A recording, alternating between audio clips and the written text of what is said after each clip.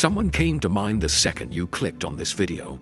Maybe it's someone who walked out without a real explanation. Someone who chose everyone else but you. Someone who sat across from you at a dinner table for years and still made you feel completely alone. Maybe it's someone who said something, just one sentence, and you've been carrying it in your chest ever since, like a piece of glass you can't get out. And the worst part, it's not even the big moments that haunt you. It's the small ones, the way they looked at you. Or didn't, the thing they never said, the apology that never came. You've Googled how to get over it. You've journaled. You've talked to friends until they got tired of hearing it. You've told yourself move on so many times the words don't mean anything anymore. So today I'm not going to tell you to move on. I'm going to show you something smarter. Something that actually works, not just for them, but for you. Here's the part one. You just need to understand why you're stuck. Here's why most people stay stuck after being hurt. They're waiting for one of two things. Either they want the person to finally understand what they did, to feel it, to come back with real remorse and make it right. Or they want to stop caring entirely, just flip a switch and feel nothing. But neither happens. And the waiting for justice, for closure, for indifference, that's what keeps you locked. Here's the hard truth. Most people who hurt you will never fully understand what they did. Not because they're evil, but because people can only see through their own lens. And their lens doesn't include your pain in the way you need it to. Waiting for them to get it is giving someone who already hurt you a second shift at running your life. Part 2. The smartest move. So what's the smartest thing you can do?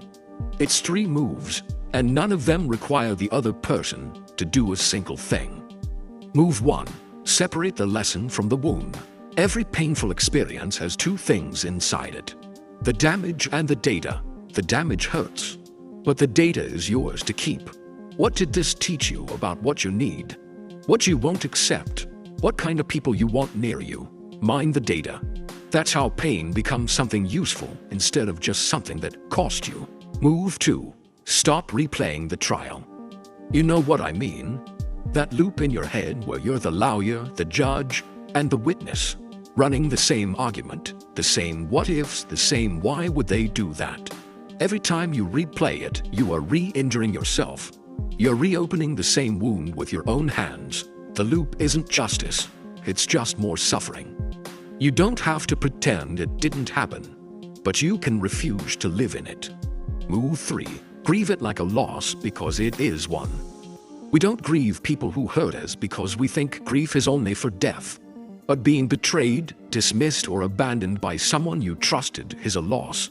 You lost the version of them you believed in. You lost the future you imagined. You lost a piece of your own innocence. Give that grief its name. Sit with it once, fully, honestly, and then consciously choose not to make it your permanent address. Part 3. What you think. What forgiveness actually is. I know what some of you are thinking.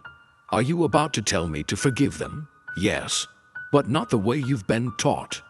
Forgiveness is not saying what they did was okay. It's not reconciliation. It's not even something they deserve. Forgiveness is a selfish act, and I mean that in the best way. It's you deciding that you will no longer let this person live rent-free in the most valuable real estate in the world, your mind. You're not releasing them, you're releasing yourself. Because right now, every minute you spend in rage, in rehearsed arguments, in the grief of their absence, that's a minute of your actual life, your one life, spent on someone who has probably moved on and isn't thinking about you half as much as you're thinking about them. That's not fair. But the good news is, you can change it. The smartest way to deal with people who hurt you isn't revenge. It isn't cutting them down in your head every night. It isn't pretending you're fine when you're not. It's this: heal so completely that who they were to you becomes a small chapter, not the whole story. That is the move. Not because they deserve your peace, but because you do. You didn't deserve what happened to you, but you do deserve what comes next. Go build it.